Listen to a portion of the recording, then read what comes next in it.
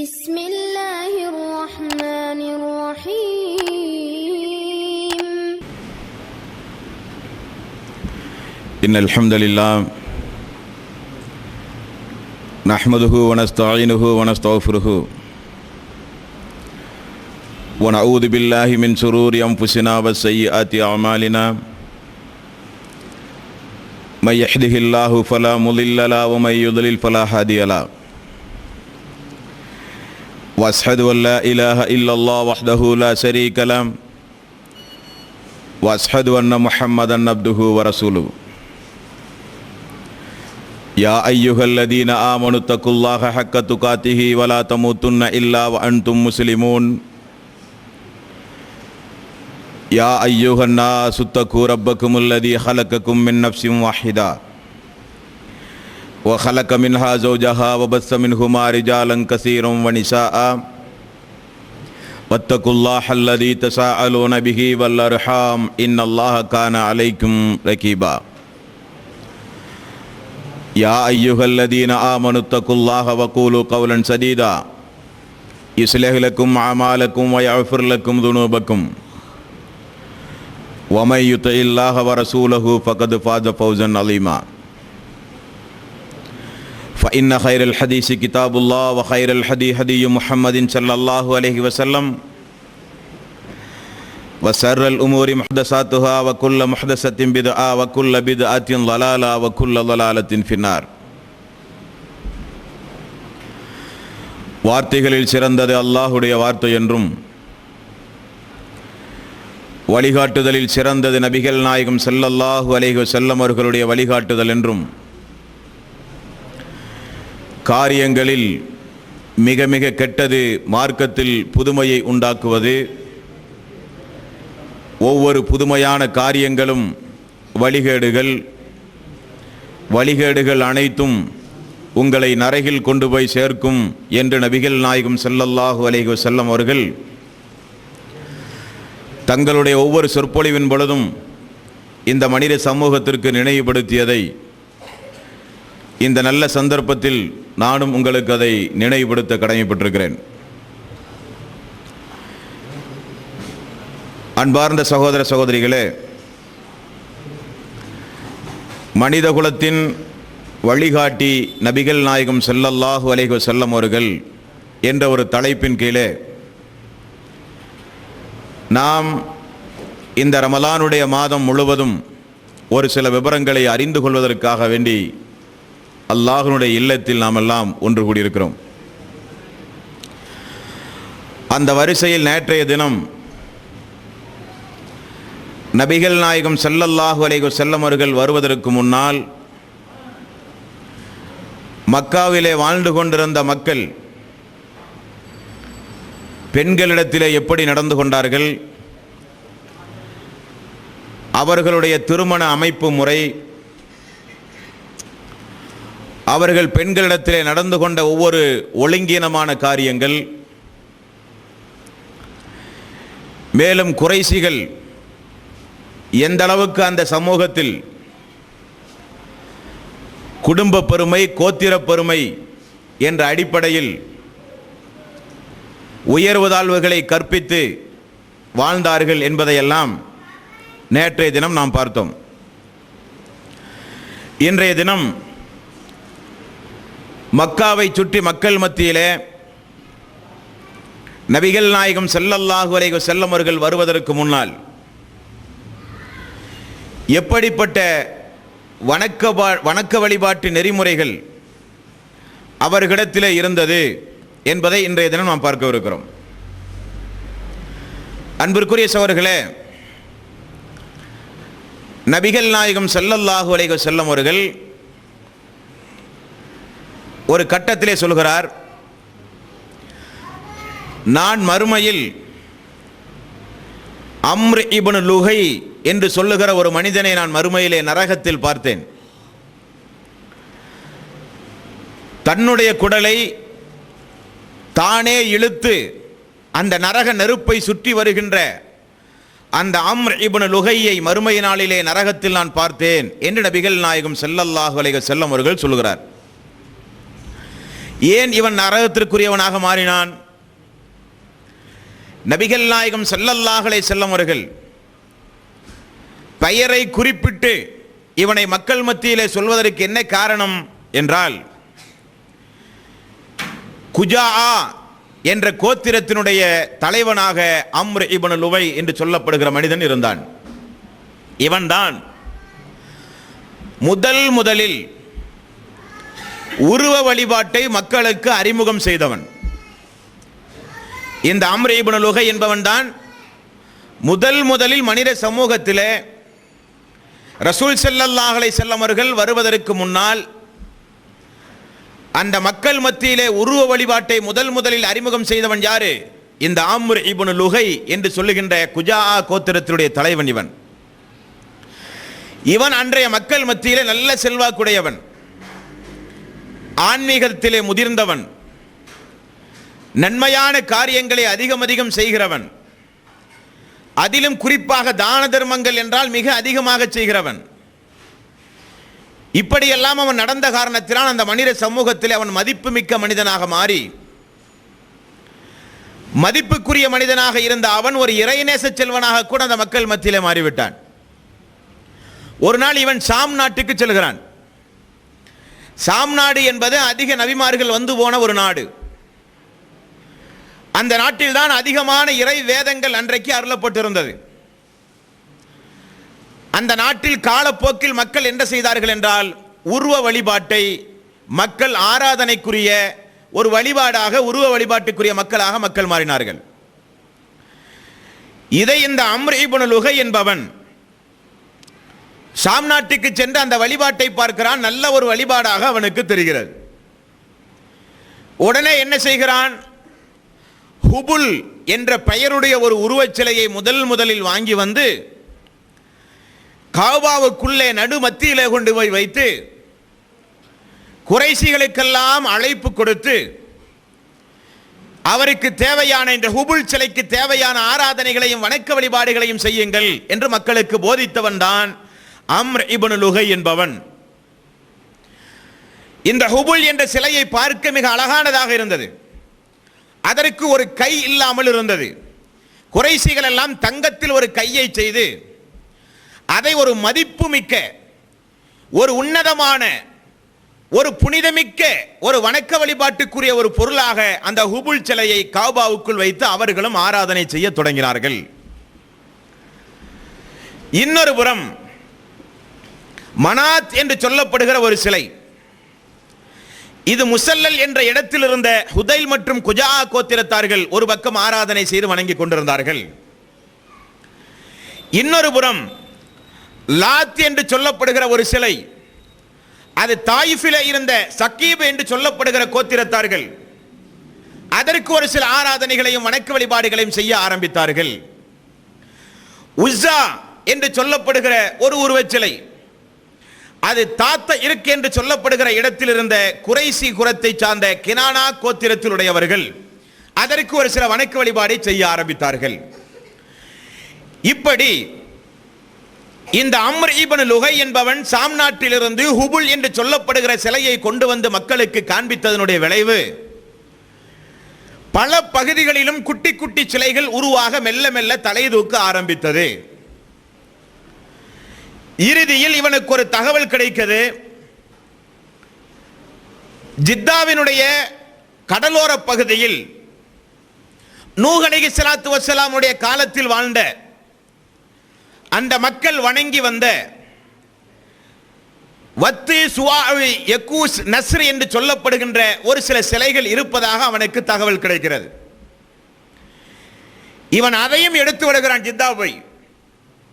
மக்காவிலிருந்து ஒரு 86 கிலோமீட்டர் ஜித்தா அந்த கடலோர பகுதியில் இருப்பதாக இவனுக்கு தகவல் கிடைத்த உடனே அந்த 4-5 சிலையும் எடுத்து வந்து ஹஜ்ஜுக்கு வந்து போன மக்களுடைய கைகளில் எல்லாம் ஒவ்வொன்றை கொடுத்து, உங்களுடைய நாடுகளிலும் ஊர்களிலும் சென்று இதற்கு தேவையான பூஜைகளையும் வணக்க வழிபாட்டையும் செய்யுங்கள் என்று மக்களை சிலை வழிபாட்டின் பக்கம் அழைப்பு கொடுத்தவன் அம்ர் இப்னு லுஹை என்று சொல்லப்படுகிற அந்த ஒரு மனிதன். அல்லாஹ் அவனுடைய அருள்மறையாம் திருமறை குர்ஆனில் 71வது அத்தியாயத்தின் 23வது வசனத்தில் அந்த சிலைகளை பற்றி சொல்லும் பொழுது وقالوا لا تذرن آلهتكم ولا تذرن ودا ولا سواعا ولا يغوث ويعوق ونسر. நீங்கள் விட்டு விடாதீர்கள்.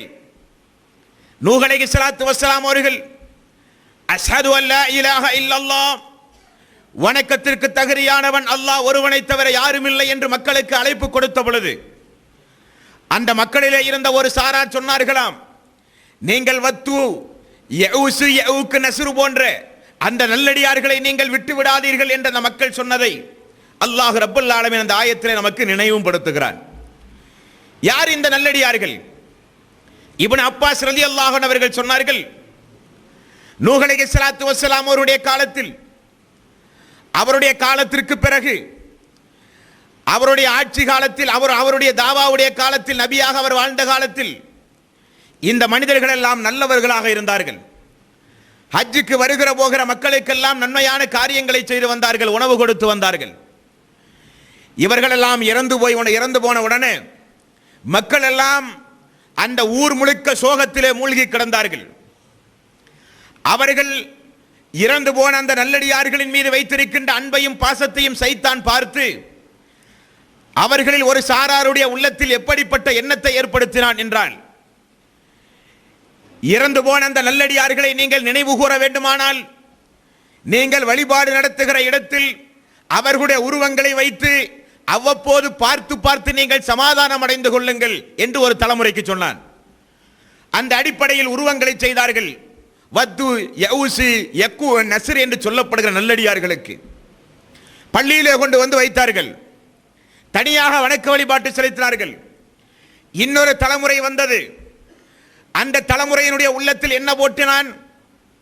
இந்த வத்து நஸ்ர் என்று சொல்லப்படுகிற இந்த நல்லடியார்கள் எல்லாம் அல்லாஹ்வுக்கு மிக மிக நெருக்கமானவர்கள். அவர்களை அழைத்து நீங்கள் பிரார்த்தனை செய்வதன் மூலம் நீங்கள் மறுமை நாளிலே வெற்றி அடைய முடியும் என்ற எண்ணத்தை இரண்டாவது தலைமுறைக்கு ஊட்டினான். அந்த தலைமுறையும் சென்ற பிறகு மூன்றாவது ஒரு தலைமுறை வந்தது. அந்த தலைமுறையினருக்கு அவர் என்ன சொன்னான்? அவர் உங்களுக்கு அல்லாஹ்வுடைய சன்னிதானத்தில் நெருக்கத்தையும் அல்லாஹ்வுடைய சன்னிதானத்தில் உங்களுக்கு பரிந்து பேசவும் வேண்டுமானால் அவருக்கு ஒரு சில காணிக்கைகளையும் பூஜைகளையும் நீங்கள் செய்ய வேண்டும், அப்பொழுதுதான் அவர் உங்களுக்கு செய்வார் என்ற சிந்தனை ஏற்படுத்தினார். இப்படியாக நாளடைவில் இந்த மனித சமூகத்தில் அல்லாஹ் அல்லாதவர்களை ஆராதனை செய்கிற பழக்கம் மெல்ல மெல்ல அன்றைய கால மக்களுடைய உள்ளத்தில் நிலை கொள்ள ஆரம்பித்தது. அதைத்தான் இந்த அம்ர் இப்னு லுகை என்பவன் ஜித்தாவினுடைய கடலோர பகுதியில் நூஹ் நபியினுடைய வெள்ளப்பிரளயத்திற்கு பிறகு கடலோர பகுதியில் வந்து கிடந்த இந்த வத்து சுவா யக்கூஸ் நஸ்ர் போன்ற இந்த தெய்வங்களை எல்லாம் எடுத்து வந்து இந்த உருவச்சிலை எல்லாம் கொண்டு வந்து ஹஜ்ஜுக்கு வருகிற போகிற மக்களுடைய கைகளில் எல்லாம் கொடுத்து உங்கள் நாடுகளிலே சென்று பூஜை செய்யுங்கள், ஆராதனை செய்யுங்கள், வணக்க வழிபாட்டை நீங்கள் செய்யுங்கள் என்றெல்லாம் மக்களுக்கு உருவச்சிலையை அறிமுகம் செய்தவன் தான் இந்த அம்ர் இப்னு லுகை என்பவன். அந்த அடிப்படையில் வத்து என்று சொல்லப்படுகின்ற இந்த இறைநேசருடைய இந்த உருவச்சிலை ஈராக் நாட்டுக்கு எடுத்துச் செல்லப்பட்டு கல்ஃப் கோத்திரத்தார்கள் வணங்கினார்களாம். சுவா என்று சொல்லப்படுகின்ற இந்த சிலை மக்காவுக்கு அருகிலே இருக்கிற ரூஹத் என்று சொல்லப்படுகின்ற இடத்தில் இருந்த ஹுதைல் இப்னு முத்ரிகா என்று சொல்லப்படுகிற கோத்திரத்தார்கள் வணங்கி வழிபட்டு வந்தார்கள். யக்கூஸ் என்று சொல்லப்படுகிற இன்னொரு சிலை ஜுர்ஃப் என்று சொல்லப்படுகிற இடத்திற்கு எடுத்துச் செல்லப்பட்டது. அங்கே குதை கோத்திரத்தார்கள் அதற்கு ஒரு சில வணக்க வழிபாட்டை செய்து வந்தார்கள். யவுஃப் என்று சொல்லப்படுகிற இன்னொரு சிலை யமன் நாட்டுக்கு கொண்டு செல்லப்பட்டது. அங்கே ஹம்தான் என்று சொல்லப்படுகின்ற கோத்திரத்தார்கள் அதற்கு ஒரு சில பூஜைகளை செய்து வழிபடத் தொடங்கினார்கள். நஸ்ர் என்று சொல்லப்படுகிற ஒரு சிலை ஹிம்யர் குடும்பத்தார்கள் தங்களுடைய சொந்த ஊரிலே வைத்த ஒரு சில வணக்க வழிபாட்டை செய்ய ஆரம்பித்தார்கள். இப்படி ஒவ்வொரு நாட்டுக்கும் ஒவ்வொரு சிலை உருவானது. பிறகு ஒவ்வொரு கோத்திரத்திற்கும் ஒவ்வொரு சிலைகள் உருவானது. பிறகு ஒவ்வொரு வீட்டுக்கும் ஒவ்வொரு சிலை உருவானது. இறுதியில் நபிகள் நாயகம் ஸல்லல்லாஹு அலைஹி வஸல்லம் அவர்கள் அந்த கௌபாவை கைப்பற்றிய பிறகு கௌபாவை திறந்து பார்த்தார்கள். 360 சிலைகள் கௌபாவுக்குள் இருந்ததாக புகாரி முஸ்லிம் போன்ற கிரந்தங்களிலே நம்மால் பார்க்க முடிகிறது. 360 சிலைகள். இப்ராஹிம் அலைஹிஸ்ஸலாத்து வஸ்ஸலாம் அவர்களும் இஸ்மாயில் அலைஹிஸ்ஸலாத்து வஸ்ஸலாம் அவர்களும் அல்லாஹ்வை மட்டுமே வணங்குவதற்காக வேண்டி எழுப்பப்பட்ட அந்த ஆலயத்தில் அம்ர் இப்னு லுகை என்று சொல்லப்படுகிறவன் உருவச்சிலையை அறிமுகப்படுத்ததனுடைய விளைவு 360 சிலைகள் அந்த காபாவுக்குள் இருந்ததாக ஹதீசுகளிலே நம்மால் பார்க்க முடிகிறது. அல்லாஹ்வினுடைய அடியார்களே, இது போக அபு ரஜா உத்தாரித்தி என்று சொல்லப்படுகின்ற ஒரு நபித்தோழர் இஸ்லாத்தை ஏற்ற பிறகு சொல்கிறார், எங்களுடைய ஆரம்பகால வணக்க வழிபாட்டெல்லாம் அல்லாஹ்வுடைய தூதரை எப்படி இருந்தது தெரியுமா? நாங்கள் ஒரு நல்ல ஒரு கல்லை எடுத்து பயணத்திற்கு செல்வோம். போற வழியில் அந்த கல்லை விட நல்ல ஒரு கல் தெரிந்தால் இந்த கல்லை தூக்கி வீசி அந்த கல்லை வணங்க ஆரம்பிப்போம். இனி நல்ல கல்லே எங்களுக்கு கிடைக்கவில்லை என்றால் ஒட்டகத்தையும் பாலையும், ஒட்டகத்தையோ ஆட்டையோ பாலைவனத்தில் நிறுத்தி பாலை கறந்து மணலை ஈரமாக்கி உடனே ஒரு உருவத்தை செய்து நாங்கள் அங்கே தவாபு செய்வோம், வலம் வருவோம். இப்படியாக நாங்கள் வாழ்க்கை நடத்திய நேரத்தில் தான் அல்லாஹ் எங்களுக்கு இஸ்லாத்தை தந்தான் என்று நபித்தோழர்கள் அறியாமை காலத்தை குறித்து இப்படி பேசிய செய்தி ஹதீசுகளிலே பார்க்கிறோம். அன்பிற்குரிய சகோதரர்களே, காபாவுக்குள் இருந்த சிலை 360 சிலை. ஆனால் நீங்கள் அடிப்படையில் ஒரு விஷயத்தை தெரிந்து கொள்ள வேண்டும். இஸ்லாமிய சமூகத்தை சார்ந்த ஒவ்வொருவரும் அடிப்படையில் ஒரு விவரத்தை புரிந்து கொள்ள வேண்டும். இந்த அம்ர் இப்னு லுகை ஆனாலும் சரி, இந்த ஒவ்வொரு உருவச் சிலைகளை ஒவ்வொரு ஊருக்கு வாங்கி சென்ற மனிதர்களானாலும் சரி, 360 சிலைகளை காபாவில் வைத்து பூஜைகள் நடத்தி கொண்டிருந்த மக்களானாலும் சரி, அவர்கள் யாரும் அந்த 360 சிலைகளில் எந்த சிலையையும் அந்த மக்கள் அவைதான் ரப்பு, அவைதான் அல்லாஹ், அவைதான் கடவுள் என்று அந்த மக்கள் சொல்லவே இல்லை என்கின்ற ஒரு சத்தியத்தை நீங்கள் புரிந்து கொள்ள வேண்டும் அன்பிற்குரிய சகோதரர்களே. அப்படியானால் அந்த மக்கள் என்னதான் செய்தார்கள் அதை வைத்து அல்லாஹ் ரப்பல் ஆலமீன் சூரத்துல் பக்ரா 2வது அத்தியாயத்தின் 165வது வசனத்தில் அல்லாஹ் ரப்பல் ஆலமீன் சொல்கிறான், இப்படி பல உருவச்சிலைகளை அவர்கள் ஏற்படுத்தினாலும் அவர்கள் அதை எப்படி பார்த்து வந்தார்கள், எப்படி அவர்கள் அதோடு சிநேகம் வைத்து வந்தார்கள் என்பதை அல்லாஹ் ரப்பல் ஆலமீன் சொல்லும் பொழுது, வமினன் நாசி மையத்தஹிது மின் தூனில்லாஹி அன்தாத்தை யுஹிப்பூனஹும் கஹுப்பில்லாஹ், அல்லாஹு அல்லாத ஒரு சில உருவச்சிலைகளை வைத்துக் கொண்டு அல்லாஹுவை நேசிப்பதைப் போல அவர்கள் அதை நேசித்துக் கொண்டிருக்கிறார்கள் என்று அல்லாஹ் ரப்பல் ஆலமீன் சொல்கிறான். அவைகளை எல்லாம் அந்த மக்கள் அல்லாஹ் என்று சொல்லவில்லை, கடவுள் என்று சொல்லவில்லை, ரப் என்று சொல்லவில்லை. இன்றைக்கு இந்த தமிழகத்தில் அதிகப்படியான இறைநேசர்கள் அடங்கி இருக்கிற கபர் தமிழ்நாட்டில் எந்த ஊரில் இருக்குன்னு யாருக்காவது தெரியுமா? தமிழ்நாட்டில் ஒரே ஊரில், அதுவும் சின்ன ஒரு ஊரில் அதிகமான கபர் இருக்கிற ஊர் எது? 360 கபறுகள் இருக்கிற ஒரு ஊர் கடலூர் மாவட்டத்தில் இருக்கிற பரங்கிப்பேட்டை. ஒவ்வொரு குடும்பத்திற்கும் ஒவ்வொரு கபர், ஒவ்வொரு செல்வந்தனுக்கும் ஒவ்வொரு கபர், ஒவ்வொரு குலத்திற்கும் ஒவ்வொரு கபர். 360 கபறுகளை கொண்ட ஒரு ஊர் தமிழகத்தில் உண்டு என்று சொன்னால் அது கடலூர் மாவட்டத்தில் இருக்கிற பரங்கிப்பேட்டை என்று சொல்லப்படுகிற ஒரு 10-15 கிலோமீட்டர் தொலைவில் இருக்கிற சின்னஞ்சிறிய ஒரு ஊர். அப்படியானால் அன்பிற்குரிய சகோதர சகோதரிகளே, நபிகள் நாயகம் ஸல்லல்லாஹு அலைஹி வஸல்லம் அவர்கள் வந்தது அந்த மக்களுக்கு அல்லாஹுவை அறிமுகம் செய்வதற்காக வேண்டி அல்ல. அந்த மக்கள் அல்லாஹுவை அறியாமல் இருந்தார்களா என்றால் அதுவும் அல்ல. இதை நாம் சுயமாக சொல்லவில்லை. அல்லாஹ் அவனுடைய அருள்மறையாம் திருமறை குர்ஆனில் 10வது அத்தியாயத்தின் 31வது வசனத்தில் நபிகள் நாயகம் ஸல்லல்லாஹு அலைஹி வஸல்லம் அவர்களை பார்த்து அல்லாஹ் ரப்பல் ஆலமீன் கேட்க சொல்கிறான். யாரை பார்த்து? ஊர் முழுக்க உருவச்சிலைகளை கொண்டு போய் ஆராதனைகளையும் வணக்க வழிபாட்டையும் செய்து காபாவில் 360 சிலைகளை உண்டாக்கி அதில் இஸ்மாயில் நபியினுடைய சிலை, அதில் இஸ்ஹாக் நபியினுடைய சிலை, அதில் இப்ராஹிம் நபியினுடைய சிலை, இப்படி பல நபிமார்களுடைய சிலைகளும் அந்த காபாவுக்குள் இருந்தது. ஏன் இந்த உருவச் சிலைகளை அவர்கள் வைத்து வணங்குவதற்கு என்ன காரணம்? அவைகளெல்லாம் அல்லாஹு அல்ல, அவைகளெல்லாம் கடவுள் அல்ல. வேறு எதற்காக வேண்டி அவர்கள் வணங்கினார்கள், என்ன காரணம் என்பதை அல்லாஹ் ரப்பல் ஆலமீன் சொல்கிறான். நபியே, அந்த மக்களிடத்தில் நீங்கள் போய் கேளுங்கள். குல்மன் யர்சுக்குக்கும் மினஸ் ஸமாஇ வல் அர்த், வானத்திலிருந்தும் பூமியிலிருந்தும் உங்களுக்கு உணவு தருகிறவன் யார் என்று அந்த மக்களிடத்தில் கேளுங்கள். அம்மை யம்லிக்கு ஸம்அ வல் அப்சார், உங்களுக்கு பார்வை புலனையும் உங்களுக்கு கேட்கின்ற செவிப்புலனையும் தந்தவன் யார் என்று அந்த மக்களிடத்திலே கேளுங்கள். வமை யுஹ்ரிஜுல் ஹய்ய மினல் மையித்தி வயுஹ்ரிஜுல் மய்யித்த மினல் ஹய்யி, இறந்தவர்களை உயிர்ப்பிப்பவன் யார், உயிர்ப்பிப்பவனை மரணிக்க செய்கிறவன் யார் என்ற அந்த மக்களிடத்திலே கேளுங்கள். வமன் யுதப்பிருல் அம்ரு, எல்லா ஆட்சியும் அதிகாரமும் யாருடைய கையில் இருக்கின்றது என்றும் நீங்கள் கேளுங்கள். கதாலிக் ஃபதாலிக்குமுல்லாஹு ரப்புக்குமுல் ஹக் ஃபமாதா, நிச்சயமாக அந்த மக்கள் சொல்லுவார்கள், ஃபஸயகூலூன அல்லாஹ், அல்லாஹுதான் என்று அந்த மக்கள் சொல்லுவார்கள். அல்லாஹ் ரப்புல் ஆலமீன் சொல்கிறான், வானத்தை படைத்தது, பூமியை படைத்தது, உணவளித்தது, மரணிக்க வைப்பது, உயிர்ப்பிக்க வைப்பது, செவிப்புலனை தந்தது, செவி பார்வையை தந்தது, எல்லாம் அல்லாஹ் ரப்புல் ஆலமீன் அந்த மக்கள் சொல்லி இருக்கிறார்கள். 23வது அத்தியாயத்தின் 84 இருந்து 89 வரை உள்ள வசனங்களை பாருங்கள். அல்லாஹ் ரப்புல் ஆலமீன் கேட்கிறான், குல் லிமனில் அர்ல் வமன் ஃபீஹா இன் குன்தும் தஅலமூன், பூமியில் இருக்கின்ற அனைத்து பொருள்களுக்கும் யார் சொந்தக்காரன் என்று நபியே நீங்கள் கேளுங்கள். குல்மன் ரப்புஸ் ஸமாவாத்தி ஸப்இ வ ரப்புல் அர்ஷில் அஸீம், இந்த வானம் பூமிக்கு அதிபதி யார், அரிசுக்கு சொந்தக்காரன் யார் என்றும் அந்த மக்களிடத்திலே நபியே நீங்கள் கேளுங்கள். குல்மன் பியதிஹி மலகூத்து குல்லி ஷைஇன், இந்த உலகத்தில் இருக்கின்ற அனைத்து ஆட்சியும் அதிகாரமும் யாருடைய கையில் இருக்கின்றது என்று நபியே நீங்கள் கேளுங்கள். வஹுவ யுஜீரு வலா யுஜாரு அலைஹி இன் குன்தும் தஅலமூன், எவன் பாதுகாப்புக்கு தகுதியுடையவனாக இருக்கிறானோ, எவனுக்கு பாதுகாப்பு தேவையில்லையோ அவன் யார் என்று நபியே நீங்கள் கேளுங்கள் என்று அல்லாஹ் ரப்புல் ஆலமீன் கேட்க சொன்னதுக்கு அந்த மக்கள் சொன்ன பதில், முஹம்மதே, எல்லாம் அல்லாஹுதான், எல்லாம் அல்லாஹுதான்.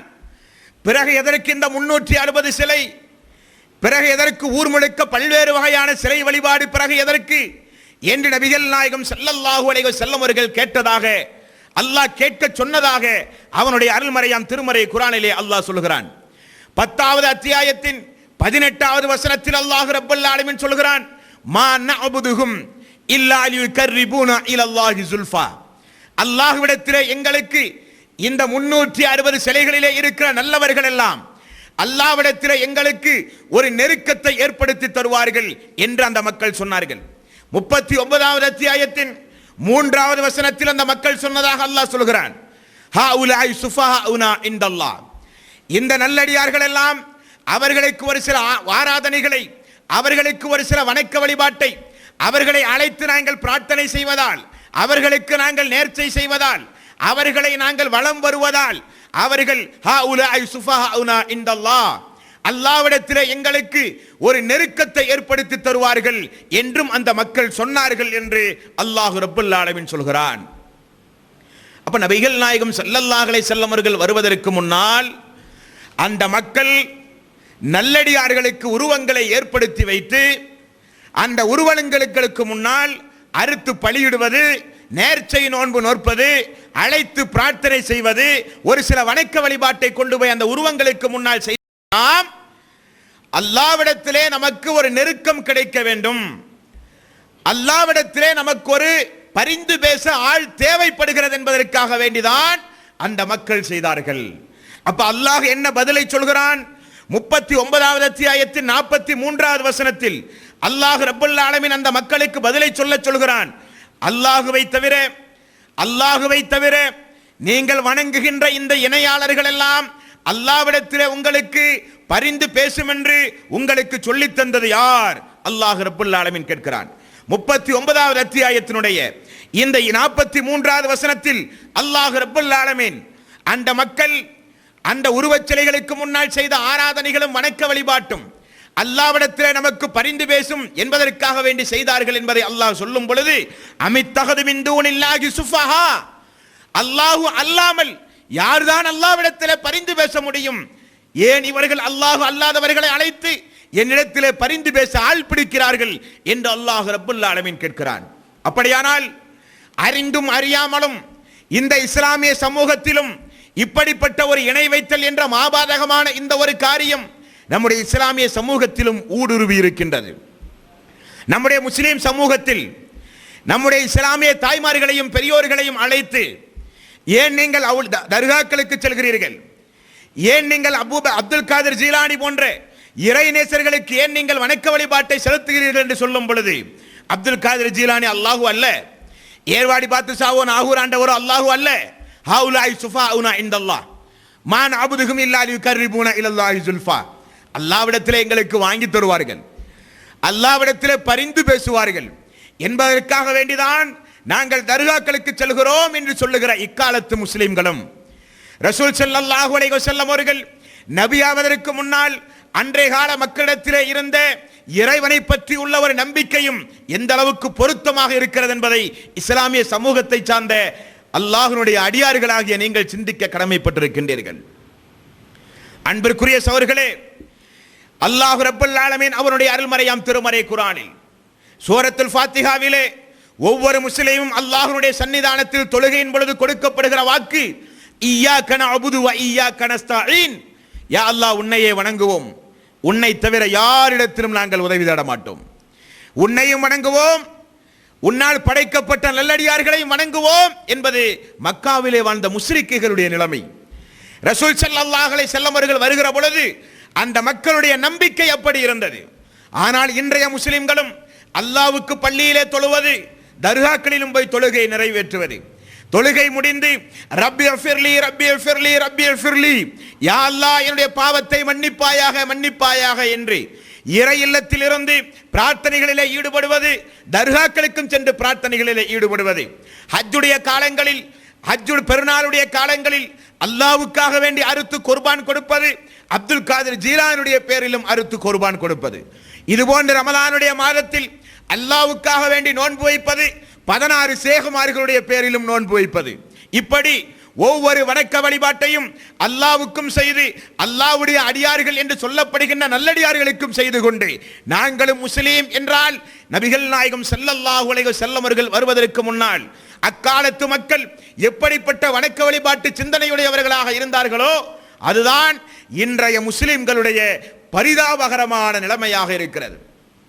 வமா யுமினு அக்தரஹும் பில்லாஹி இல்லா வஹும் முஸ்ரிகூன். பெரும்பான்மையான மக்கள் அல்லாஹ்வை நம்பி இருக்கிறார்கள், சிறுக்கும் அவர்களுடைய உள்ளத்திலே கலந்திருக்கிறது என்று யார் சொல்கிறார்? அல்லாஹ் ரப்பல் ஆலமீன் அவனுடைய அருள்மறையாம் திருமறை குர்ஆனிலே சொல்கிறான். அது மட்டுமல்ல, அல்லாஹ்வுடைய அடியார்களே, மக்காவிலே வாழ்ந்த மக்கள் எந்த அளவுக்கு தூய்மையாக அல்லாஹுவை அந்த மக்கள் நினைவு கூர்ந்திருக்கிறார்கள் என்பதை பல ஆயத்தை கொண்டும் நபிகள் நாயகம் ஸல்லல்லாஹு அலைஹி வஸல்லம் அவர்களுடைய பொன்மொழிகளை கொண்டும் நம்மால் உணர முடிகிறது. அந்த மக்கள் கடலிலே பயணமாகும் பொழுது அல்லாஹ் சொல்கிறான், அந்த மக்கள் கடலிலே பயணமாகும் பொழுது அந்த மக்களுக்கு ஏதாவது கஷ்டங்களோ துன்பங்களோ அந்த மக்களுக்கு வந்து போனால், சூறாவளி காற்றோ புயலோ அந்த மக்களுக்கு அந்த கடல் பிரயாணத்தில் ஏற்பட்டால் அந்த மக்கள் யாரை அழைத்து பிரார்த்தனை செய்வார்கள் என்பதை அல்லாஹ் ரப்பல் ஆலமீன் 10வது அத்தியாயத்தின் 22வது வசனத்தில் அல்லாஹ் ரப்பல் ஆலமீன் சொல்கிறான் பாருங்கள். அந்த மக்கள் அந்த நேரத்தில் யாரை அழைத்து பிரார்த்தனை செய்வார்கள் என்றால், அவர்கள் இஹ்லாஸான எண்ணத்தோடு தூய்மையான எண்ணத்தோடு அந்த மக்கள் அல்லாஹுவை அழைத்து பிரார்த்தனை செய்வார்கள். அல்லாஹுவை அழைத்து பிரார்த்தனை செய்து கடற்கரை ஓரத்தில் அல்லாஹ் ரப்பல் ஆலமீன் கொண்டு வந்து விட்டாலோ அந்த மக்கள் மீண்டும் அவர்கள் நல்லடியார்களுக்கு ஆராதனை செய்ய துவங்குவார்கள் என்பதை 10வது அத்தியாயத்தின் 22வது வசனத்தில் அல்லாஹ் ரப்பல் ஆலமீன் சொல்கிறான். மேலும் அந்த மக்களுடைய இன்னொரு பழக்க வழக்கத்தை அல்லாஹ் ரப்பல் ஆலமீன் சொல்கிறான் பாருங்கள். ஒரு நாள் நபிகள் நாயகம் ஸல்லல்லாஹு அலைஹி வஸல்லம் அவர்கள் அமர்ந்து அல்லாஹ்விடத்திலே பிரார்த்தனை செய்து கொண்டிருந்தார்கள். என்ன பிரார்த்தனை செய்து கொண்டிருந்தார்கள்? அர் ரஹ்மான், ரஹீமே, ரஹ்மானே என்றெல்லாம் ரசூல் ஸல்லல்லாஹு அலைஹி வஸல்லம் அவர்கள் ஒரு இரவிலே பிரார்த்தனை செய்கிறார். அபூ ஜஹிலும் அபூ ஜஹலுடைய மகன் இக்ரிமாவும் மக்களை எல்லாம் அழைத்து ரசூல் ஸல்லல்லாஹு அலைஹி வஸல்லம் வீட்டை முற்றுகையிட்டு விட்டார்கள். முகமதே வெளியே வான்னு சொல்லி கூப்பிட்டாங்க. ரசூல் ஸல்லல்லாஹு அலைஹி வஸல்லம் வெளியே வந்தார். அல்லாஹ்வை மட்டுமே வணங்கு என்று எங்களுக்கு சொல்லி தந்து நீ ரஹ்மான் ரஹீம் என்று யாரையெல்லாம் அழைத்து நீரும் பிரார்த்தனை செய்யத்தானே செய்கிறீர் என்று அந்த மக்கள் தெளிவான கேள்வியை நபிகள் நாயகம் ஸல்லல்லாஹு அலைஹி வஸல்லம் அவர்களை பார்த்து கேட்டார்கள். அல்லாஹ் ரப்பல் ஆலமீன் ஆயத்தை இறக்கினான் 17வது அத்தியாயத்தின் 110வது வசனம். இந்த வசனத்தில் அல்லாஹ் ரப்பல் ஆலமீன் சொல்கிறான், குலிது உல்லாஹ அவிதுஹுர் ரஹ்மான், குலிது உல்லாஹ அவிதுஹுர் ரஹ்மான். அல்லாஹுவை நீங்கள் ரஹ்மான் என்று நீங்கள் அழைக்கலாம், ரஹீம் என்றும் நீங்கள் அழைக்கலாம். ஐயம்மா தது ஃபலஹுல் அஸ்மாஉல் ஹுஸ்னா, அல்லாஹ்வுக்கு அழகிய திருநாமங்கள் உண்டு என்று நபிகள் நாயகம் ஸல்லல்லாஹு அலைஹி வஸல்லம் அவர்கள் அர் ரஹ்மான் அர் ரஹீம் என்று அழைத்த அந்த பிரார்த்தனை அல்லாஹ் அங்கீகரித்து அது தனக்குரிய பெயர்தான், தன்னுடைய அழகிய திருநாமங்களில் உள்ளதுதான் என்று அல்லாஹ் சொல்லுகிற அளவுக்கு அந்த மக்கள் அல்லாஹுவை நன்றாக புரிந்து வைத்திருந்தார்கள். கஷ்டம் ஏற்படும் பொழுது, துன்பங்கள் ஏற்படும் பொழுது அந்த மக்கள் தெளிவாகவே அல்லாஹுவை அழைத்து பிரார்த்தனை செய்துதான் அந்த மக்கள் தங்களுடைய வாழ்வை கழித்திருக்கிறார்கள். அது மட்டுமல்ல, அந்த மக்கள் தங்களுடைய வாழ்விலே நோன்பு நோற்றிருக்கிறார்கள். 2வது அத்தியாயத்தின் 183வது வசனம், யா அய்யுஹல் லதீன ஆமனு குத்திப அலைக்குமுஸ் ஸியாம் கமா குத்திப அலல் லதீன மின் கபிலிக்கும் லஅல்லக்கும் தத்தகூன். ஈமான் கொண்டவர்களே, உங்களுக்கு முன் இருந்தவர்கள் நோற்றதை போல இந்த நோன்பை உங்களுக்கும் அல்லாஹ் கடமையாக்கி இருப்பதாக அருள்மறையாம் திருமறை குர்ஆனிலே சொல்கிறான். ரசூல் ஸல்லல்லாஹு அலைஹி வஸல்லம் அவர்கள் வருவதற்கு முன்னால் அந்த மக்கள் நோன்பும் வைத்திருந்தார்கள். அது மட்டுமல்ல, அந்த மக்களுடைய ஒவ்வொரு வணக்க வழிபாட்டையும் நீங்கள் ஹதீஸ்களிலே பார்க்கும் பொழுது ஹஜ்ஜுடைய நேரத்தில் அந்த மக்கள் எப்படிப்பட்ட தல்பியா சொல்லி இருக்கிறார்கள் தெரியுமா? இன்றைக்கு இஸ்லாமிய சமூகத்திலே கோடான கோடி மக்கள், லட்சக்கணக்கான மக்கள் ஹஜ்ஜுடைய நேரங்களில் சொல்கிற தல்பியா லப்பைக் அல்லாஹும்ம லப்பைக் லப்பைக் லா ஷரீக லக லப்பைக் இன்னல் ஹம்த வன் நிஅமத லக்கவல் முல்க் லா ஷரீக லக். யா அல்லாஹ், நாங்கள் வந்து விட்டோம், உனக்கு இணை இல்லை, துணை இல்லை, உனக்கு நிகராக அருள் செய்யக்கூடியவன் யாரும் இல்லை, நீயே மிகப்பெரிய அருள் கொடையாளன், நீயே மிகப்பெரிய ஏகத்துவத்தின் அதிபதி என்றெல்லாம் லப்பைக் என்று சொல்லி தல்பியா சொல்கிறோம். அந்த மக்களும் ஹஜ்ஜுடைய காலத்திலே சொன்ன தல்பியா முஸ்லிம் என்று சொல்லப்படுகிற ஹதீஸ் கிதாபிலே பார்க்கிறோம். என்ன தல்பியா? லப்பைக் லா ஷரீக லக். இறைவா, நாங்கள் வந்து விட்டோம், உனக்கு நிச்சயமாக எந்த ஒரு இணையும் இல்லை, எந்த ஒரு துணையும் இல்லை. தெளிவாக ஏகத்துவத்தை சொல்கிறார்கள். லப்பைக் லா ஷரீக லக். நாங்கள் வந்து விட்டோம் யா இறைவா, உனக்கு எந்த ஒரு இணையும் இல்லை, துணையும் இல்லை. இல்லா ஷரீகன் ஹுவ லக். நீ யாருக்கு எல்லா வகையான அந்தஸ்தையும் அதிகாரத்தையும் கொடுத்தாயோ அவர்களை தவிர. புரிஞ்சா உங்களுக்கு? நாம சொல்வது லா இலாஹ இல்லல்லாஹ், வணக்கத்திற்கு தகுதியானவன் அல்லாஹ் ஒருவனை தவிர யாரும் இல்லை நாம் சொல்வது. ஆனால் இன்றைய பெரும்பான்மையான முஸ்லிம்கள் எப்படி நினைக்கிறார்கள்? அல்லாஹ் ஒரு சில நல்லடியார்களுக்கு, ஒரு சில நாதாக்களுக்கு, ஒரு சில சேகமார்களுக்கு, ஒரு சில தங்கல்மார்களுக்கு, ஒரு சில நபிமார்களுக்கு அல்லாஹ் மிகப்பெரிய அற்புதங்களையும் மிகப்பெரிய சக்திகளையும் அவர்களுக்கு வழங்கி இருக்கிற காரணத்தினால் அவர்கள் மரணித்து போனாலும் அவர்களை அழைத்து பிரார்த்தனை செய்வதன் மூலம் நமக்கு மறுமை நாளிலே நிச்சயமாக வெற்றி கிடைக்கும் என்கிற நம்பிக்கை இஸ்லாமிய சமூகத்திற்கு உள்ளதை போல அன்றைய மக்கள் தல்பியாவிலே சொன்ன வார்த்தை லப்பைக் லா ஷரீக லக் இல்லா ஷரீகன் ஹுவ லக். நீ நாடு யாருக்கு உன்னுடைய அந்தஸ்தை வழங்கினாயோ அவர்களை தவிர. அந்த மக்களுடைய தல்பியா. அப்ப அந்த மக்களும் நம்மை போல தல்பியா சொல்லி இருக்கிறார்கள். அந்த மக்களும் நம்மை போல நோன்பு வைத்திருக்கிறார்கள். அந்த மக்களும் நம்மை போல கஷ்ட காலத்தில் அல்லாஹுவை அழைத்து அந்த மக்கள் பிரார்த்தனை செய்திருக்கிறார்கள் என்பதை அல்லாஹ் 10வது அத்தியாயத்தின் 22வது வசனத்தில் சொல்லும் பொழுது தஅவல்லாஹு முஹ்லிஸீன லஹுத்தீன் லைன் அன்ஜைதனா மின் ஹாதிஹி லனகூனன்ன மினஸ் ஷாக்கிரீன். இஹ்லாஸான எண்ணத்தோடு அவர்களுக்கு ஒரு கஷ்டமும் துன்பமும் பயண நேரங்களில் ஏற்படும் பொழுது இஹ்லாஸான எண்ணத்தோடு அல்லாஹுவை அழைத்து பிரார்த்தனையும் அந்த மக்கள் செய்து வந்தார்கள் என்பதை அல்லாஹ் அவனுடைய அருள்மறையாம் திருமறை குர்ஆனிலே சொல்கிறான். அப்படியானால் இப்படி தொழுத மக்கள், நோன்பு வைத்த மக்கள், ஹஜ்ஜுடைய காலங்களிலே மக்களுக்கு பல்வேறு பணிவிடையை செய்த மக்கள், காபாவையே நிர்வாகம் செய்து கொண்டிருந்த மக்கள், கஷ்ட நேரங்களில் அல்லாஹ்வை மட்டுமே அழைத்து பிரார்த்தனை செய்து வந்த மக்கள், வானத்தை படைத்தது, பூமியை படைத்தது, உலகத்தில் இருக்கிற அனைத்து வஸ்துக்களையும் படைத்தது அல்லாஹ் ஒருவனை தவிர யாருமில்லை என்று தெளிவாக சொன்ன அந்த மக்கள் அல்லாஹுவால் படைக்கப்பட்ட நல்லடியார்களிடத்திலே சென்று தங்களுடைய தேவைகளை வேண்டி விரும்பி கேட்டு பிரார்த்தனை செய்த ஒரே காரணத்தினால் அல்லாஹ் ரப்பல் ஆலமீன் குல் யா அய்யுஹல் காஃபிரூன், ஓ நிராகரிப்பாளர்களே, காஃபிர்களே என்று அல்லாஹ் ரப்பல் ஆலமீன் சொன்னான். நஜீஸானவர்கள், காபாவை கூட இவர்கள் நெருங்கக்கூடாது என்றெல்லாம் அல்லாஹ் கட்டளை பிறப்பித்தான். அப்படியானால் அன்பிற்குரிய சகோதர சகோதரிகளே, அல்லாஹ்வினுடைய தூதர் நபிகள் நாயகம் ஸல்லல்லாஹு அலைஹி வஸல்லம் அவர்கள் வருவதற்கு முன்னால் அந்த மக்கள் அல்லாஹுவை தெளிவாகவே புரிந்து வைத்திருந்தார்கள். இன்னும் சொல்ல வேண்டுமானால் பத்ரு போர் நடந்ததா இல்லையா? பத்ரு போர் நடக்கும் பொழுது காபாவிற்கு மேல் ஏறி நின்று கொண்டு அபூ ஜஹீல் செய்த பிரார்த்தனை முஸ்லிம், புகாரி போன்ற கிரந்தங்களிலே பார்க்க முடிகிறது. யா இறைவா, அல்லாஹுவே, ரப்பே, யா அல்லாஹ், நாளைய தினம் நடக்க போகிற அந்த பத்ர் போர்க்களத்தில் பொய்யர் முகமதை எதிர்த்து நாங்கள் அணிதிரண்டு வந்திருக்கிறோம். நாங்கள் உனக்கு செய்த நல்லடியார்களுக்கு நாங்கள் செய்த ஆராதனை, நாங்கள் செய்த வணக்க வழிபாடு உண்மையான வணக்க வழிபாடாக இருந்தால் பொய்யர் முகமதுக்கு எதிராக பத்ர் போர்க்களத்தில் எங்களுக்கு நீ உதவி செய்வாயாக யா அல்லாஹ் என்று யார் அழைத்தா? அபூஜஹில் அல்லாஹுவை அழைத்து போருக்கு செல்கிறான். அப்படியானால் இஸ்லாமிய சமூகத்தை காட்டிலும் ஒருபடி மேலாக அந்த மக்கள் அல்லாஹுவை புரிந்து வைத்திருந்தார்கள். நம்முடைய இஸ்லாமிய சமூகத்தில் இன்றைக்கும் நீங்கள் பார்க்கலாம், ஏதாவது கஷ்டங்களோ துன்பங்களோ நோய் நொடிகளோ வந்தால் நாகூர் ஆண்டவரையும் அஜ்மீர் பாபாவையும் ஏர்வாடி பாத்துஷாவையும் அப்துல் காரி ஜீலானையும் மட்டுமே அழைக்கின்ற இஸ்லாமிய சமூகத்தினர்கள் இன்றைக்கும் உண்டு. அந்த மக்கள் இவர்களை காட்டிலும் ஒருபடி மேலாக அந்த மக்கள் அல்லாஹுவை நன்கு புரிந்து வைத்திருந்தார்கள். அல்லாஹ்வுடைய தூதர் வருவதற்கு முன்னால் என்பதை அல்லாஹ்வுடைய ஆயத்தை கொண்டு நம்மால் பார்க்க முடிகிறது. அது மட்டுமல்ல, இந்த அம்ர் இப்னு லுகை என்று சொல்லப்படுகிறவன் இன்னொரு கொடுமையும் மக்களுக்கு அறிமுகம் செய்தான். அது என்ன? ஏற்படுத்தி அந்த உருவச் சிலைகளுக்கெல்லாம் காணிக்கை செலுத்துமாறு மக்களுக்கு தூண்டினான். அந்த உருவச் சிலைகளுக்கு முன்னால் அறுத்து பலியிடுமாறு மக்களை தூண்டினான். அந்த உருவச் சிலைகளுக்காக வேண்டி நேர்ச்சை செய்யுமாறு மக்களுக்கு கற்றுக் கொடுத்தான்.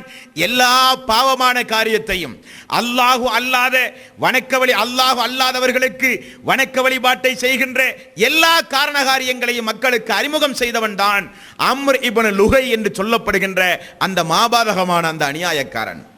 6வது அத்தியாயத்தின் 136வது வசனத்தில் அல்லாஹ் ரப்பல் ஆலமீன் சொல்லும் ஒரு சில கால்நடைகளை அல்லாஹு அல்லாதவர்களுக்கு அவர்கள் நேர்ச்சை செய்வதை போலவே அவர்கள் அல்லாஹ்வுக்கும் நேர்ச்சை செய்கிறார்கள்.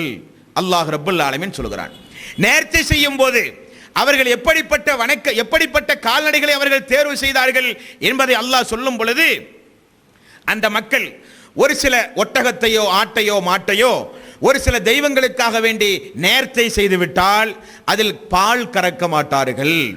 அதில் என்ன செய்ய மாட்டார்கள்? பால் கறக்க மாட்டார்கள். இன்னும் ஒரு சில, அதற்கு பெயர் பஹீரா என்று சொல்லப்படும். இன்னொரு ஆடு மாடு ஒட்டகத்திற்கு பெயர் சாயிபா என்று சொல்லப்படும். அந்த சாயிபா என்று சொல்லப்படுகிற இப்படி ஒரு சில பிராணிகளை அல்லாஹு அல்லாதவர்களுக்காக வேண்டி நேர்ச்சை செய்தால் அதன் மீது ஏறி சவாரி செய்ய மாட்டார்கள். அதன் மீது சுமையை கூட தூக்கி வைக்க மாட்டார். அப்படியே வீதியில் வளர்ந்து கொண்டிருக்கும். 2 பெண் குட்டியை ஒரே நேரத்தில் ஒரு ஒட்டகமோ மாடோ ஈன்று விட்டால் அதையும் அல்லாஹ் அல்லாதவர்களுக்காக வேண்டி நேர்ச்சை செய்வார்கள். அதற்கு பெயர் வசீலா என்று பெயர் வைத்திருப்பார்கள். இன்னொன்று ஹாம் என்று சொல்லப்படுகிற ஒரு நேர்ச்சை ஒட்டகம் ஆடு மாடு. 10க்கு மேற்பட்ட பெண் குட்டிகளோடு ஒரு ஆண் குட்டி இல்லற வாழ்க்கையில ஈடுபட்டால், சேர்ந்து விட்டால் அதை அல்லாஹு அல்லாதவர்களுக்காக வேண்டி நேர்ச்சை செய்கிற பழக்கம். இவைகளை எல்லாம் அல்லாஹ் 5வது அத்தியாயத்தின் 133வது வசனத்தில் சொல்லி, இவைகளெல்லாம் அல்லாஹ் ஏற்படுத்திய சடங்கு அல்ல, இவைகளெல்லாம் அறிவில்லாத மக்கள், அல்லாஹ்வுக்கு இணை கற்பிக்கின்ற மக்கள், நிராகரிக்கின்ற மக்கள் ஏற்படுத்திய சடங்குகள் சம்பிரதாயங்கள் என்று அல்லாஹ் ரப்பல் ஆலமீன் சொல்கிறான். இப்படி அல்லாஹு அல்லாதவர்களுக்கு நேர்ச்சை செய்கிற பழக்கம். அதிலும் 6வது அத்தியாயத்தின் 138, 139, 140 அன்ஆம் என்று சொல்லப்படுகிற அத்தியாயம். இந்த அத்தியாயத்தின் தொடரிலே நீங்கள் பார்க்கலாம், ஒரு சில கால்நடைகளை என்ன செய்வார்களாம்? அல்லாஹு அல்லாத இப்படிப்பட்ட இறை நேசர்களுக்காக வேண்டி ஒதுக்கி இவைகளெல்லாம் நல்லடியார்களுக்குரியது என்று நேர்ச்சை செய்வார்களாம். ஒரு சில கால்நடைகளை இவைகளெல்லாம் அல்லாஹ்வுக்காக வேண்டி என்று நேர்ச்சை செய்வார்களாம். அல்லாஹ்வுக்காக வேண்டி நேர்ச்சை செய்ததை தேவைப்படும் பொழுது எடுத்துக்கொண்டு வந்து அல்லாஹ் அல்லாதவர்களுக்கு அறுப்பார்களாம். அல்லாஹ் அல்லாதவர்களுக்கு நேர்ச்சை செய்ததை அல்லாஹ்வின் பேரிலே ஒருபோதும் மறுக்க மாட்டார்கள் என்பதை அல்லாஹ் சொல்லி காண்பித்து, இவர்களுடைய இந்த தீர்மானம் மிக மிக பொய்யானதல்லவா, இந்த கணக்கு மிக மிக தவறானதல்லவா, இதை அல்லாஹ் ஏற்படுத்தவில்லையே, அல்லாஹ்வுடைய தூதர் ஏற்படுத்தவில்லையே என்றும் அல்லாஹ் ரப்பல் ஆலமீன் சொல்கிறான். அதிலும் மிக முக்கியமாக என்ன செய்தார்கள் தெரியுமா? 6வது அத்தியாயத்தின் 139வது வசனத்தில் ஆடு மாட்டினுடைய உடம்பிலே இருக்கிற முக்கியமான பாகம் இருக்குமே, சுவை அதிகமான பாகம், இவைகளெல்லாம் ஆண்களுக்குரியது, பெண்கள் இவைகளெல்லாம் தொடக்கூடாது, ஹராம். ரொம்ப டேஸ்டா இருக்கிற பொருள் எல்லாம் ஆண்களுக்குரியது, பெண்கள் இவைகளை எல்லாம் தொடக்கூடாது. இப்படி ஒரு முசீபத்து ஆரம்பிச்சு வச்சிருக்காங்க. 6வது அத்தியாயத்தினுடைய 139வது வசனத்தில் நீங்கள் பார்க்கலாம். இன்றைக்கு நம்முடைய சமூகத்தில் நீங்க பாருங்க, கஷ்டப்பட்டு காலையிலிருந்து மத்தியானம் வரையும் ராத்திரி வரையும் உழைச்சி வரக்கூடிய புருஷனுக்கு வீட்டில் ஒரு நல்ல ஒரு சாப்பாடோ நல்ல ஒரு கறியோ மீனோ எடுத்து வச்சா என்ன தெரியுமா செய்வாங்க? அஜ்ரத்தை கூப்பிட்டு பாத்தியா ஓத சொல்லி எல்லாம் அஜ்ரத்துக்கு வச்சு கொடுப்பாங்க. பார்த்துருக்கிறீங்களா இல்லையா? கஷ்டப்பட்டு உழைச்சிட்டு வரக்கூடிய ஆம்பளைகளுக்கு ஒன்றும் கிடைக்காது. இது ரசூலுல்லாஹ்வுடைய காலத்திலிருந்தே இப்படிப்பட்ட ஒரு பழக்கம் வந்திருக்கிறது. பூசாரிகளுக்கு, ஃபாதிரிமார்களுக்கு, சாமியார்களுக்கு, சன்னியாசிகளுக்கு, மௌலவிகளுக்கு, அஜ்ரத்துகளுக்கு நல்ல நல்ல படையல்களை எல்லாம் படைத்து அவர்களுக்கு கொடுத்து இவர்கள் பட்டினி கிடக்கிற பழக்கம். இப்படி நபிகள் நாயகம் ஸல்லல்லாஹு அலைஹி வஸல்லம் காலத்தில் ஆட்டினுடைய, மாட்டினுடைய, ஒட்டகத்தினுடைய உள்ளிருக்கிற உறுப்புகள் எல்லாம் ஆண்களுக்கு ஹலால், பெண்களுக்கு ஹராம் என்று இப்படி ஒரு அறிவில்லாத ஒரு சட்டத்தையும் அந்த மக்கள் சொன்னார்கள் என்பதை 6வது அத்தியாயத்தின் 139வது வசனத்திலே நீங்கள் பார்க்கலாம். அந்த மக்கள் அந்த புனிதமிக்க கௌபாவை எப்படி தவாப் செய்தார்கள் என்பதையும் ஹதீஸ்களிலும் ஆயத்துகளிலும் நம்மால் பார்க்க முடிகிறது. அந்த மக்கள் எந்த அளவுக்கு அறிவில்லாத மக்கள் பாருங்கள். சுபஹானல்லாஹ். உன்னதமான ஒரு இரட்சகனை வணங்குவதற்காக வேண்டி எழுப்பப்பட்ட ஆலயம் கௌபா. அந்த கௌபாவில் அந்த மக்களுடைய எண்ணத்தை பாருங்கள். ஹஜ்ஜுக்காக வேண்டி ஊரிலிருந்து புறப்பட்டு வந்தாலோ அல்லது அந்த கௌபாவை தவாப் செய்யும் பொழுதோ ஏதாவது ஆடைகள் போட்டிருந்தா அந்த மக்கள் என்ன நினைப்பானுங்களாம், இந்த ஆடை போட்டு நம்ம எவ்வளவு அநியாயம் செஞ்சிருப்போம், காலையிலேருந்து சாயங்காலம் வரை எத்தனை அந்நிய பெண்ணை பார்த்துருப்போம், எவ்வளவு பாவமான காரியத்தை செஞ்சிருப்போம். இப்படி பாவமான காரியத்தை செய்யும் போது போட்டிருந்த இந்த ஆடையை மாட்டிக்கொண்டே புனிதமிக்க தவாப் நாம் செய்யக்கூடாதுன்னு சொல்லி நிர்வாணமாக தவாப் வர்ற ஏற்பாடு, ஆணும் பெண்ணும். அதற்குரிய காரணத்தை இப்னு அப்பாஸ் சொல்றாரு. என்னவா, அவர்கள் பாவம் செய்யும் போது அந்த மாதிரி ஆடைகளை அணிஞ்சு பாவம் செஞ்சிருந்தாங்களாம். அதனால எல்லாத்தையும் கலட்டி தூய்மையான அடிப்படையில் அவர்கள் தவாப் செய்ய வேண்டும் என்பதற்காக வேண்டி நிர்வாணமாக தவாப் செய்தார்கள். அப்ப அல்லாஹ் 7வது அத்தியாயத்தின் 31வது வசனத்தை இறக்கி, யாபனி ஆதம், ஆதமுடைய மக்களே, ஹுது ஜீனத்துக்கும் இந்த குல்லி மஸ்ஜித், அல்லாஹ்வுடைய ஆலயத்தில் நீங்கள் நுழையும் பொழுது அழகான ஆடைகளை கொண்டு நீங்கள் அணிந்து கொண்டு நீங்கள் வணக்க வழிபாட்டை செய்யக்கூடாதா என்று அல்லாஹ் ரப்பல் ஆலமீன் கேட்கிறான் என்றால் அந்த மக்கள் நிர்வாணமாக தவாப் செய்கிற ஒரு பழக்கம் அந்த மக்கள் மத்தியிலே இருந்தது. 8வது அத்தியாயத்தின் 35வது வசனத்தில் அல்லாஹ் ரப்பல் ஆலமீன் சொல்லும் பொழுது அந்த மக்களுக்கு வணக்க வழிபாடு எப்படிப்பட்ட வணக்க வழிபாடு தெரியுமா? அந்த மக்களுடைய வணக்க வழிபாடு, வமா கான ஸலாத்துஹும் இன்டல் பைத்தி இல்லா மக்காஉன் வ தஸ்திதா, அவர்கள் சீட்டி அடிப்பதும் கை கொட்டுவதும் அவர்கள் கௌபாவிலே செய்த வணக்க வழிபாடாகும் அல்லாஹ் ரப்பல் ஆலமீன் சொல்கிறான். இன்றைக்கு கூட அறியாமை காலம் 2 காலம் அறிவில்லாத மக்கள், மனித உருவிலே இருந்த கால்நடைகள் என்றெல்லாம் அந்த மக்களை ஏசுகிற இக்காலத்து அறிவியல் மக்கள் இன்றைக்கு வணக்க வழிபாட்டை எப்படி செய்றாங்க?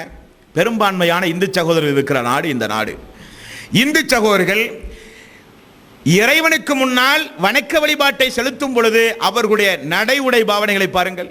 மதுபானங்களை அருந்தி முட்டுக்கு மேல் வேட்டியை இழுத்து கட்டி, இந்த படை போதுமா, இன்னும் கொஞ்சம் வேணுமா என்று பல்வேறு வகையான பேண்டு வாத்தியங்களோடு விசிலடித்துக் கொண்டு ஆடல் பாடல் கூத்து கச்சேரி. எங்க கடவுளுக்கு முன்னாடி வணக்க வழிபாடு செலுத்த போற லட்சணம். வீட்டில் ஒரு ஒரு அல்லாஹ் காப்பாத்தணும், குனிமுத்தூர்ல சின்ன ஒரு பிரச்சனை, ஒரு வெள்ள பிரளயம் ஏற்பட்டது அல்லது தீப்பத்தி ஒரு 1000கணக்கான வீடு நாசமாச்சு. கலெக்டர்கிட்ட மனு கொடுக்கறதுக்கு ஒரு 10 பேர் போறோம்.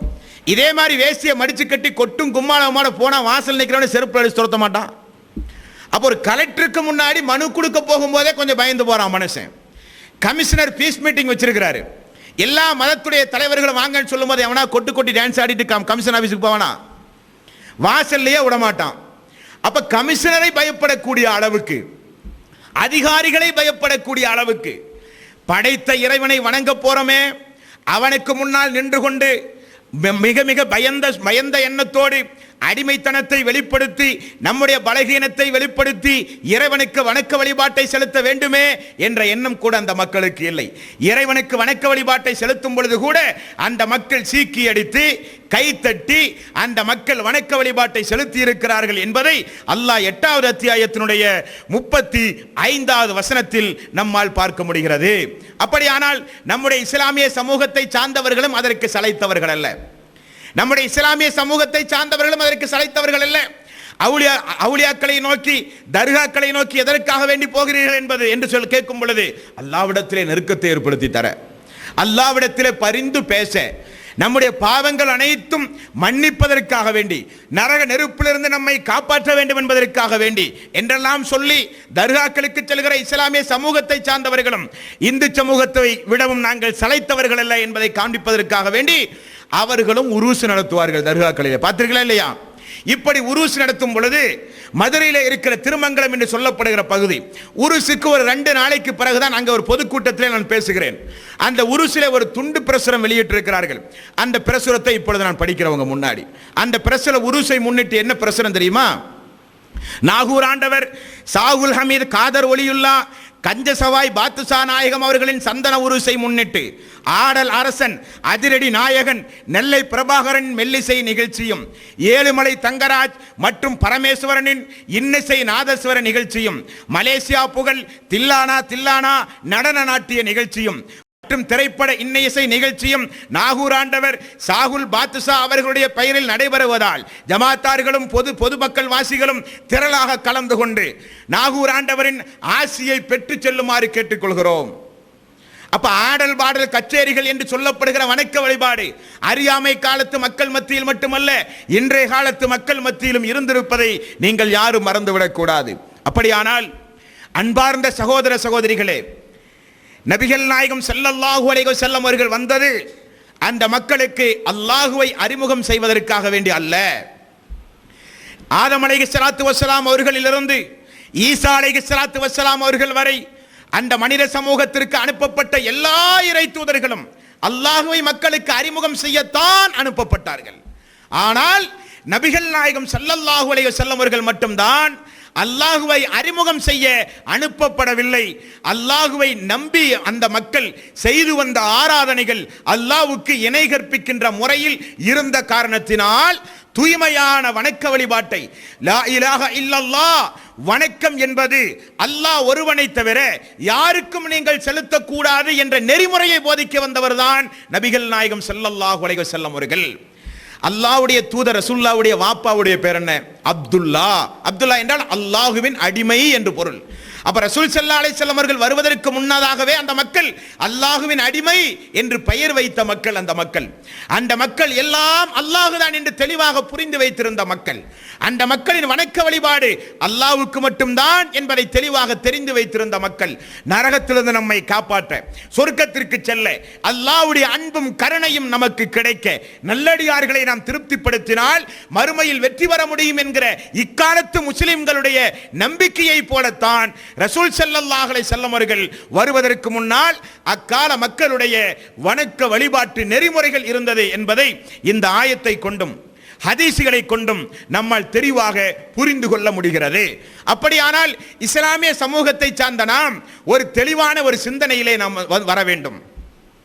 1400 ஆண்டுகளுக்கு முன்னால் மக்களுடைய வாழ்வில் ஏதோ ஒரு வகையில் சைத்தான் ஊடுருவி வைத்த அல்லாஹு அல்லாத இறை நேசர்களுக்கு வணக்க வழிபாட்டை செலுத்துகின்ற இணை வைத்தல் என்ற மாபாதகமான இந்த ஒரு கொடிய துரோக செயல் இஸ்லாமிய சமூகத்திலும் அறிந்தோ அறியாமலோ நன்மை என்ற பெயரில், அஹ்லு சுன்னத் வல் ஜமாத்தின் அடிப்படை கொள்கை என்ற பெயரில், இஸ்லாம் என்ற பெயரில், மறுமையில் நமக்கு வெற்றி கிடைக்கும் என்ற பெயரில் இஸ்லாமிய சமூகத்திலும் அது ஊடுருவி இருக்கிறது.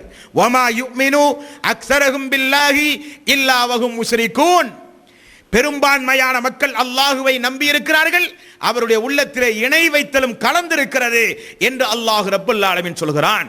ஆகவே அன்பார்ந்த இஸ்லாமிய சகோதர சகோதரிகளே, மீண்டும் மீண்டும் உங்களுக்கு நாம் நினைவுபடுத்துவது, அல்லாஹ்வுடைய தூதர் நபிகள் நாயகம் ஸல்லல்லாஹு அலைஹி வஸல்லம் அவர்கள் வருவதற்கு முன்னால் அந்த மக்கள் அல்லாஹுவை புரிந்து வைத்திருந்தார்கள்.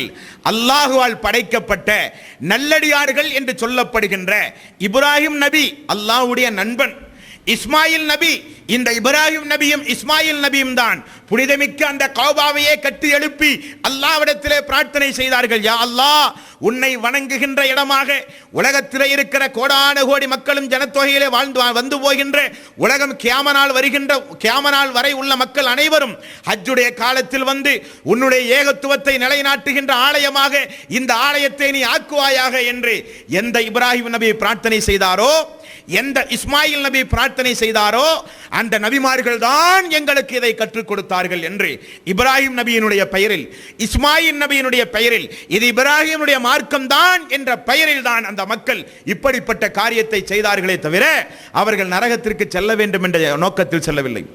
நரகத்திற்கு செல்ல வேண்டும், நாமும் நம்முடைய குடும்பத்திலும் செய்கின்ற இபாதத்துகள் எல்லாம் பாழாக போக வேண்டும் என்று அந்த மக்கள் செய்யவில்லை. ஆகவேதான் நபிகள் நாயகம் ஸல்லல்லாஹு அலைஹி வஸல்லம் அவர்கள் லா இலாஹ இல்லல்லாஹுல் முஃப்லிஹூன், லா இலாஹ இல்லல்லாஹ் என்று சொல்லுங்கள் நீங்கள் வெற்றி பெறுவீர்கள் என்று ரசூல் ஸல்லல்லாஹு அலைஹி வஸல்லம் அவர்கள் சொன்ன உடனே அந்த மக்கள் எல்லாம் இறை நேசரை இவர் ஏசுகிறார், இறை நேசருக்கு வழிபாடு செய்யக்கூடாது என்று இவர் சொல்லுகிறார், இறை நேசருக்கு செய்ய வேண்டிய நேர்ச்சைகளும் காணிக்கைகளும் கூடாது என்று இந்த முகமது சொல்லுகிறார் என்று சொல்லி சஹாபாக்களை அடித்தார்கள், கொலை செய்தார்கள், நாடு கடத்தினார்கள். மதீனாவுக்கு ரசூல் ஸல்லல்லாஹு அலைஹி வஸல்லம் அவர்கள் ஹிஜ்ரத் செய்கிற அளவுக்கு சொந்த மண்ணில் சொந்த ஊரில் அகதியாக ரசூல் ஸல்லல்லாஹு அலைஹி வஸல்லம் அவர்கள் நடத்தப்பட்டார்கள், நாடு கடத்தப்பட்டார்கள்.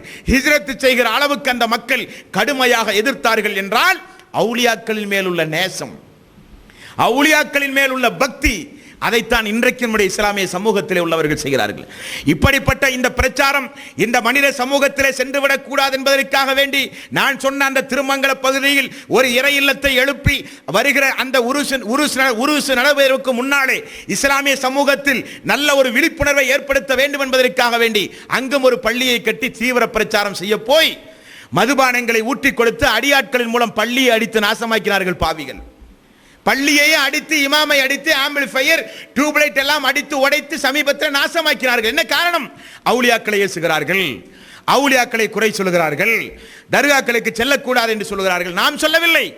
இது 1400 ஆண்டுகளுக்கு முன்னால் நபிகள் நாயகம் ஸல்லல்லாஹு அலைஹி வஸல்லம் அவர்கள் வருகிற பொழுது அந்த மக்கள் செய்து வந்த அனைத்து வகையான சடங்கு சம்பிரதாயமும், அந்த மக்களிடத்தில் ஜோசியம் பார்க்கிற பழக்கம், சகுனம் பார்க்கிற பழக்கம், நல்ல நாள் கெட்ட நாள் பார்க்கிற பழக்கம், மது அருந்துகிற பழக்கம், குறி சொல்கிற பழக்கம், செய்வனையின் மீது உள்ள நம்பிக்கை, எல்லா மூட பழக்க வழக்கமும் ஒரு தனி மனிதத்தில் மொத்தமாக குடிகொண்டிருக்கிற காரணத்தினால்தான் அந்த மக்கள் ஐயாமு ஜாஹிலியா, அறியாமை காலத்து மக்கள், அந்த மக்களுக்கு அறிவே கிடையாது, அறிவுக்கும் அந்த மக்களுக்கும் சம்பந்தமே இல்லை என்று இக்காலத்து மக்கள் பேசுகிறார்களே.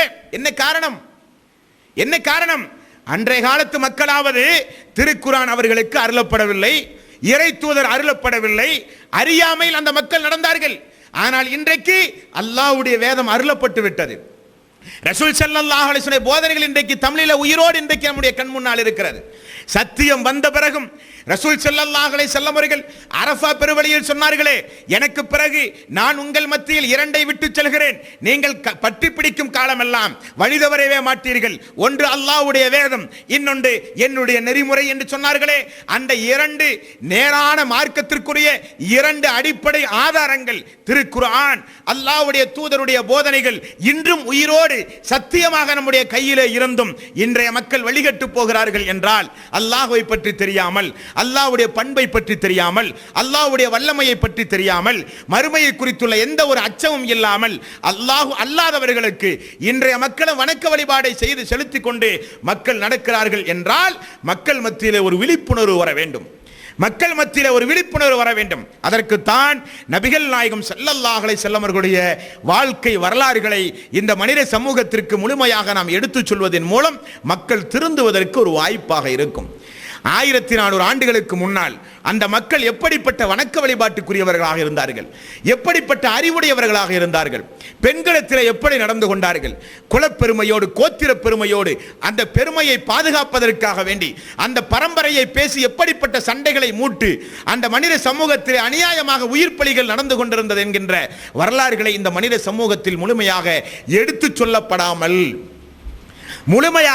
சொல்லப்படாமல் பப்பரத்தி அம்மா கிசா, 1000 திருமுடி இறக்கிற ஹதீஸு, முயல் குத்துபா ஓதிய கதை, ரசூல் ஸல்லல்லாஹு அலைஹி வஸல்லம் பிறந்த உடனே ஜிப்ரீல் அலைஹிஸ்ஸலாத்து வஸ்ஸலாம் அவர்கள் கையில் கத்தியோட வந்து அவருக்கு சேவிங் பண்ண ஹதீஸு, இப்படிப்பட்ட சம்பவத்தை எல்லாம் மக்களுக்கு சொல்லி மக்களை சிந்திக்க விடாம, குர்ஆனை படிக்க விடாம, இது போன்ற உரைகளை கேட்க விடாம மக்களை அறியாமையிலேயே கிடத்தி அவருடைய பொருளாதாரத்தை, அவருடைய செல்வத்தை, அவருடைய உடல் உழைப்பை இந்த கபர் வழிபாட்டுக்காக வேண்டி பயன்படுத்துகிற ஒரு சில வியாபாரிகள் செய்கிற கூத்துகளும் கும்மாளம் தான் சத்தியம் மக்களுக்கு செல்லாமல் தடைபட்டு போகிறது. அதிலிருந்து மக்கள் மத்தியில் ஒரு விழிப்புணர்வை ஏற்படுத்த வேண்டும் என்பதற்குத்தான் நாம் இது போன்ற நிகழ்ச்சிகளை நடத்தி கொண்டிருக்கிறோம். இன்ஷா அல்லாஹ் ரசூல் ஸல்லல்லாஹு அலைஹி வஸல்லம் அவர்கள் வருவதற்கு முன்னால் இன்றைய அந்த மக்கள் மத்தியிலே இருந்த ஓர் அளவுக்குள்ள மூட பழக்க வழக்கத்தையும் வணக்க வழிபாட்டையும் இன்றோடு நாம் ஓரளவுக்கு உங்களுக்கு தெளிவுபடுத்தி இருப்போம். நாளைய தினத்திலிருந்து ரசூல் ஸல்லல்லாஹு அலைஹி வஸல்லம் அவர்கள் எந்த குடும்பத்திலிருந்து நபியாக தேர்வு செய்யப்பட்டார், ரசூல் ஸல்லல்லாஹு அலைஹி வஸல்லம் அவர்களை மதீனாவிலே இருக்கிற யூதர்கள் கடுமையாக எதிர்ப்பதற்கு என்ன காரணம்?